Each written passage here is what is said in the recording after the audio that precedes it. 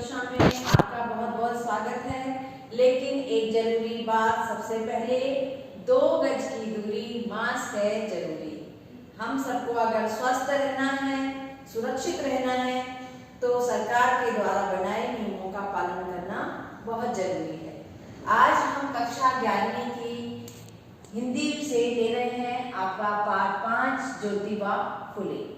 पाठ शुरू करने से पहले सबसे पहले हम लेखिका, इस पाठ की लेखिका है सुधा अरोरा के जीवन पर एक दृष्टि डालते हैं। सुधा अरोरा का जन्म 1948 में लाहौर में हुआ था और हम इनके बारे में और ज्यादा चर्चा न करते हुए सीधे इनकी रचनाओं पे चर्चा करते हैं कि इनकी कुछ कहानी संग्रह है।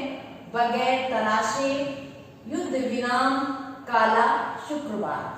हमने जीवन परिचय पर ज्यादा जोर इसलिए नहीं दिया है क्योंकि आप सबको मालूम है कि सिर्फ इस वर्ष के लिए जीवन परिचय से सिर्फ बहुविकल्पीय प्रश्न पूछे जाएंगे। तो मेरा ख्याल है कि ज्यादातर प्रश्न जन्म स्थान और रचनाओं से बनते हैं। कुछ इनकी रचनाएं हैं कांसे का गिलास, औरत की कहानी वगैरह वगैरह, ये इनकी रचनाएं हैं।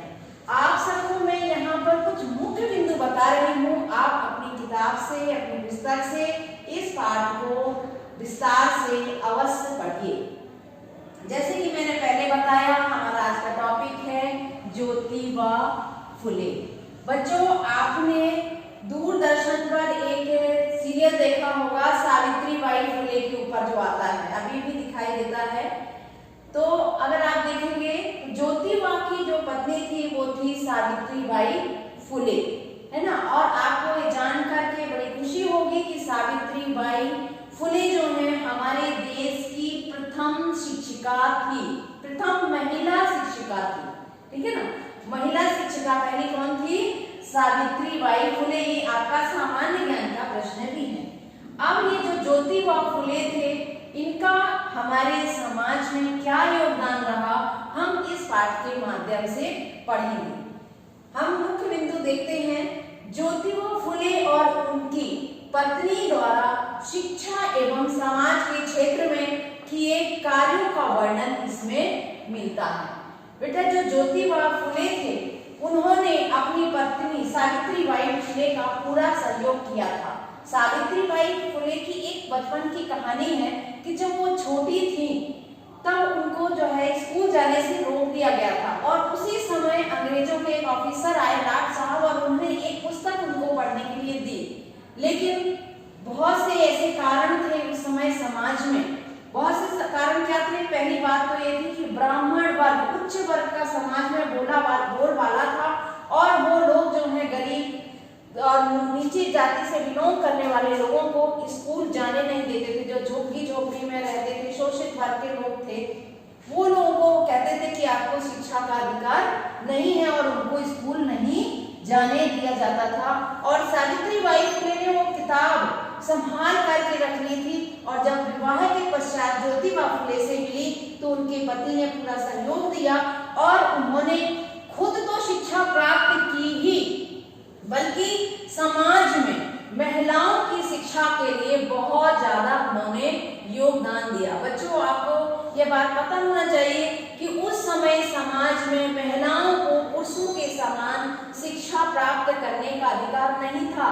ये स्वतंत्रता उनको प्राप्त नहीं थी। क्यों नहीं प्राप्त थी?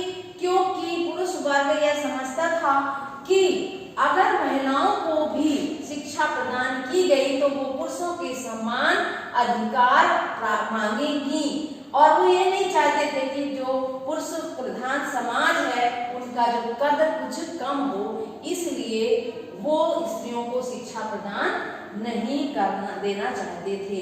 इसी तरह से जो निम्न जाति के लोग थे उनको भी ऊंची जाति के लोग शिक्षा देना नहीं चाहते थे। उनका यह मानना था कि अगर ये भी शिक्षा प्राप्त कर लेंगे तो समाज में उनका कद छोटा हो जाएगा, उनकी जो वैल्यू है वो कम हो जाएगी, इसलिए वो नहीं। और लेकिन ज्योतिबा फुले और सावित्रीबाई फुले ने जो समाज में ये कमी थी, जो अधिकार इन लोगों को नहीं मिला था, उसके लिए बहुत कार्य किया। और पूरे जीवन पर्यंत विभिन्न विरोधों को सहते हुए, ऐसा नहीं है कि ये काम उन्होंने आसानी से कर लिया, समाज के लोगों ने बहुत सी रुकावटें, बहुत सी बाधाएं उनके इस कार्य में उत्पन्न की। एक बार तो ऐसा भी हुआ कि सावित्रीबाई फुले जब सड़क से निकल रही थी तो लोगों ने उनके ऊपर पत्थर और गोबर वगैरह भी फेंका कि ये क्या कर रही हैं, समाज में नई नीति चला रही हैं। तो एक तो बेटा ये काम हो गया उनका, समाज में क्या किया, एक तो समाज में महिलाओं की स्थिति को ठीक किया और महिलाओं की शिक्षा पर विशेष ध्यान दिया। दूसरा जो इनका काम था, ये काम जो मैंने यहाँ भी बताया कि स्त्री समानता को प्रतिष्ठित करने वाली नई विवाह विधि की रचना इन्होंने की। बेटा हमारे यहाँ समाज में आप जब भी किसी की शादी होती है तो आप देखते होंगे कि पंडित जी आते हैं, संस्कृत में विभिन्न वैदिक मंत्रों का उच्चारण करते हैं जो हमें समझ में नहीं आता है। तो जो सावित्रीबाई फुले और ज्योतिबा फुले थे, इन लोगों ने कहा कि क्यों ना हम विवाह की ऐसी विधि अपनाएं, ऐसी पद्धति अपनाएं जिसमें वह मंत्र बोले जाएं जो हम सबको समझ में आते हैं और जो हम सबके व्यवहारिक जीवन से संबंधित हैं। इनका विस्तृत डिटेल आप अपनी पुस्तक में पढ़ेंगे कि किस प्रकार से कौन कौन से सूत्र उन्होंने बताए कि विवाह के वैदिक मंत्रों में क्या क्या होना चाहिए। और एक जो अन्य महत्वपूर्ण बिंदु है कि 1888 में ज्योतिबा फुले द्वारा महात्मा की उपाधि को लौटा दिया गया। लोगों ने उन्हें कहा, पहले तो जो समाज के प्रतिष्ठित व्यक्तियों की सूची थी, जो समाज के सुधारकों की सूची थी वो बनाई गई, तो उसमें ज्योतिबा फुले का नाम सम्मिलित नहीं किया गया। क्यों नहीं किया गया? क्योंकि उस समय समाज के जितने प्रतिष्ठित व्यक्ति थे, ब्राह्मण व्यक्ति थे, वो पुरोहित व्यक्ति थे, जो पूंजीवादी व्यक्ति, पूंजीपति लोग थे, वो उस समय समाज में हावी थे और वो लोग नहीं चाहते थे कि कोई नीचे तबके का व्यक्ति इस प्रकार की उपाधि से सम्मानित हो, तो उन्होंने नहीं दी। लेकिन बाद में जब उन्हें महात्मा की उपाधि दी गई तो उन्होंने ये कहा कि किसी भी व्यक्ति को कोई भी कार्य करने के लिए बहुत नाम और प्रतिष्ठा की जरूरत नहीं है, मैं बिना नाम और प्रतिष्ठा के भी यह काम कर सकता हूँ। और जो ज्योतिबा फुले का एक और महत्वपूर्ण कार्य था वह यह था कि उन्होंने पहली कन्या पाठशाला की स्थापना की। कहाँ पर? पुणे में। इससे पहले महिलाओं के लिए, लड़कियों के लिए कोई भी अलग से विद्यालय, पाठशाला नहीं थी। ये उनका बहुत ही महत्वपूर्ण योगदान है कि उन्होंने महिलाओं की शिक्षा पर विशेष जोर दिया और उनके लिए एक अलग से विद्यालय की स्थापना की। बच्चों, ये अभी आपने देखा कि उनका क्या क्या समाज में योगदान था। अब एक और जो पॉइंट है वह है कि किसानों और अछूतों की झुग्गी झोपड़ी में जाकर काम करना। सिर्फ उन्होंने ये काम सिर्फ ऐसा नहीं किया कि जो बड़े बड़े घरानों की महिलाएं थी उनको पढ़ाने का काम किया हो, बल्कि ऐसे लोग जिनको लोग छूने से डरते थे, गंदे झुग्गी झोपड़ियों में, छोटे छोटे घरों में रहते थे, वहां जाकर भी उन्होंने शिक्षा की अलख जगाई, लोगों को ज्ञान के प्रकाश के बारे में बताया कि कैसे हम ज्ञान की ज्योति जलाकर समाज से अज्ञान का नाश कर सकते हैं। शिक्षा की ज्योति ही एक ऐसी है जो हमें समाज में स्थान दिला सकता है, अधिकार प्रदान कर सकता है, अत्याचार का विरोध करना भी सिखा सकता है। मैं आशा करती हूँ आपको समझ में आ गया होगा। अब मैं देखती हूँ कि कुछ महत्वपूर्ण प्रश्न हैं, उन पर भी गौर करते हैं। पहला प्रश्न है, ज्योतिबा फुले का नाम समाज सुधारकों की सूची में शुमार मतलब शामिल होना क्यों नहीं किया गया? जैसे कि मैंने पहले बताया कि समाज के बड़े बड़े प्रतिष्ठित पूंजीपति लोग, पुरोहितवादी परंपरा को मानने वाले लोग, ब्राह्मण वर्ग के लोग उस समय हावी थे और वही लोग जो हैं आगे आगे बढ़कर के इन कामों में हिस्सा लेते थे। उनके मन में ये भावना थी कि अगर अछूत लोग या निम्न वर्ग को बिलोंग करने वाले लोग इस सूची में शामिल हो जाएंगे तो हमारा वर्चस्व समाप्त हो जाएगा। तो इन्हीं विचारों को विस्तार देते हुए आप इस प्रश्न का उत्तर लिख सकते हैं। दूसरा प्रश्न है, समाज में फुले दंपति द्वारा किए गए सुधार कार्यों का किस तरह विरोध हुआ। अभी मैंने आपको बताया था कि वो कई बार सड़क पर निकलती थी तो लोग उनको पत्थर फेंकते थे, बुरी बुरी बातें कहते थे उनको, उनका निकलना भी मुश्किल हो गया था। बच्चों आप पाठ में देखेंगे तो पूरी कहानियां उसमें लिखी पड़ी हैं, आप गूगल नेट से भी सर्च कर सकते हो सावित्रीबाई फुले, ज्योतिबा फुले के बारे में।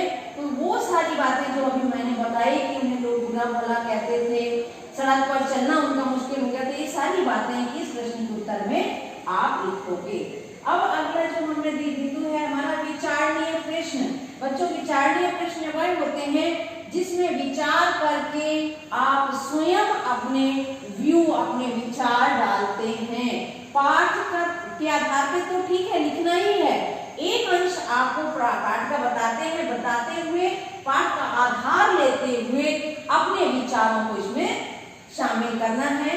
पहला प्रश्न है उनका किसका, ज्योतिबा फुले और सावित्रीबाई फुले का दाम्पत्य जीवन। दाम्पत्य जीवन इन पति पत्नी को दंपत्ति कहते हैं, जोड़े को जीवन किस प्रकार आधुनिक दंपतियों को प्रेरणा देता है। आप बता सकते हो कि कैसे उन्होंने मिलकर के समाज सुधार का कार्य किया, महिलाओं के लिए क्या कार्य किए, ये सारी बातों को बताते हुए आप लिख सकते हो कि हम उस क्षेत्र में और क्या कर सकते हैं।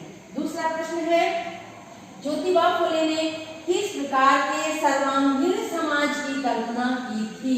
ये बहुत ही महत्वपूर्ण क्वेश्चन है। सर्वांगीण मतलब चहुदिशा से, चारों ओर से, कोई कसर ना रह जाए। बेटा ज्योतिबा जो फुले थे उनका मानना था कि हमें किसी एक जाति से संबंध नहीं रखना चाहिए, जाति का धर्म को मानने की पूरी स्वतंत्रता होनी चाहिए। उन्होंने तो ये तक कहा कि एक घर में माँ जो है अगर कुरान पढ़े तो बेटा बाइबल भी पढ़ सकता है और जो उसकी बेटी है वो रामायण भी पढ़ सकती है। यानी एक परिवार में अनेक धर्मों को मानने वाले लोग हो सकते हैं। ऐसा ही परिवार जो है और से मिलकर के ऐसा ही समाज जो सर्वांगीण विकास की ओर बढ़ सकता है। तो ऐसे उस समय भी ऐसे व्यक्ति थे जो ऐसी ऊंची सोच, आधुनिक सोच रखने वाले व्यक्ति थे। बच्चों मुझे आशा है कि आपके समझ में आ गया होगा। इस पाठ को आप विस्तार से अपनी पुस्तक से जरूर पढ़ेंगे और समझेंगे। धन्यवाद।